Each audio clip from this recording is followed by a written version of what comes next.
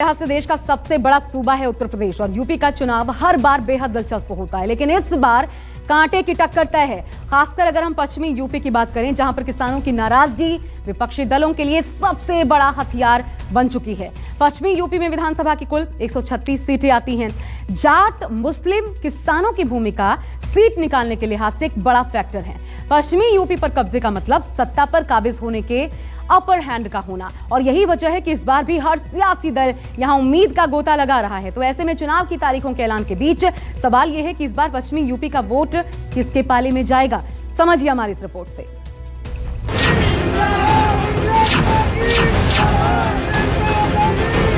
राष्ट्र नायक सरदार पटेल एक ओर हैं और दूसरी तरफ इस राष्ट्र को तोड़ने वाले जिन्ना दूसरी तरफ। इस प्रदेश में ना सपा लड़ रही है और ना बसपा लड़ रही है, सिर्फ कांग्रेस ही ये लड़ाई लड़ सकती है। ठोको राज में पता ही नहीं है कौन किसको ठोक दे।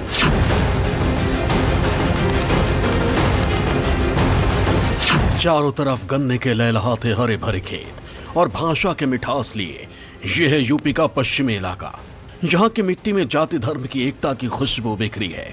यहाँ किसान, जाट और मुस्लिम समुदाय के सभी लोग आपस में मिलजुल कर रहते हैं।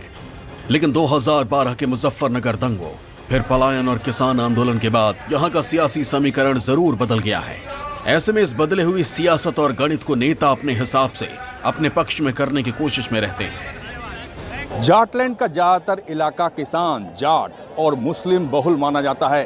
पारंपरिक रूप से मुस्लिम आबादी बीजेपी के खिलाफ दिखाई देती रही है, तो किसान और जाट बीजेपी के पक्ष में दिखाई देते रहे हैं। लेकिन किसान आंदोलन की वजह से इस बार के समीकरण काफी बदल चुके हैं। ऐसे में सभी राजनीतिक दलों ने अपनी पूरी ताकत झोंक दी है। 136 सीट वाले पश्चिमी यूपी में जाट मुस्लिमों की भूमिका सबसे अहम मानी जाती है। कहा जाता है कि सहारनपुर, मेरठ, बिजनौर, अमरोहा, मुजफ्फरनगर, बागपत और अलीगढ़ मुरादाबाद मंडल समेत करीब 100 विधानसभा सीटों पर यह बिरादरी निर्णायक भूमिका में है। पूरे यूपी में जाट 8% के करीब है, जबकि जाटलैंड में जाटों की आबादी 20% है, मुस्लिम 36% है, दलितों की आबादी 25% है और ब्राह्मणों की आबादी करीब 10% बताई जा रही है।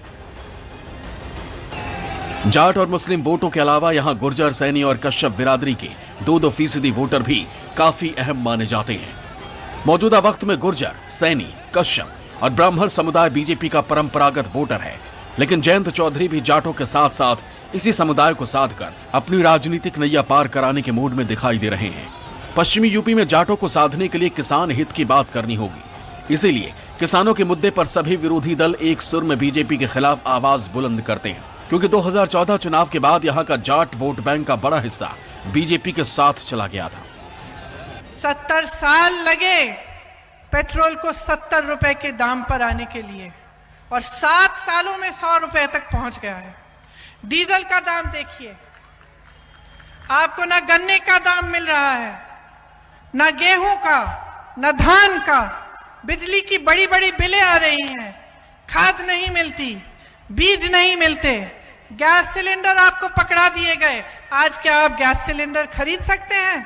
उसको दोबारा से भरवा सकते हैं? ये उत्तर प्रदेश में ही जिस तरीके से किसानों का आंदोलन को कुचलने का काम किया सरकार ने, भारतीय जनता पार्टी, उनके गृह राज्य मंत्री, उनके बेटे पर आरोप और अब तो सुप्रीम कोर्ट जांचें, न जाने कितने कितने सवाल खड़े हो रहे हैं। कहीं ऐसा हो सकता है जो अन्नदाता है उसको जीप के टायर से कुचल दें?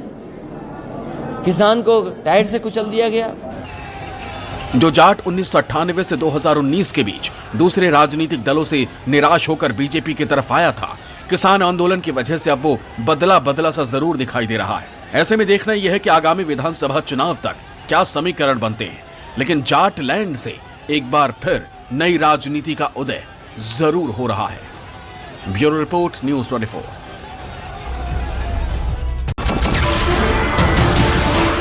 नमस्कार, मैं हूं मानक गुप्ता। अगर आपको हमारा ये वीडियो पसंद आया हो तो इसे लाइक और शेयर जरूर करें, और हां, हमें सब्सक्राइब और फॉलो करना ना भूलें। ताकि आप देश और दुनिया की कोई खबर मिस ना करें। तो जुड़े रहिए हमारे साथ और देखते रहिए News 24।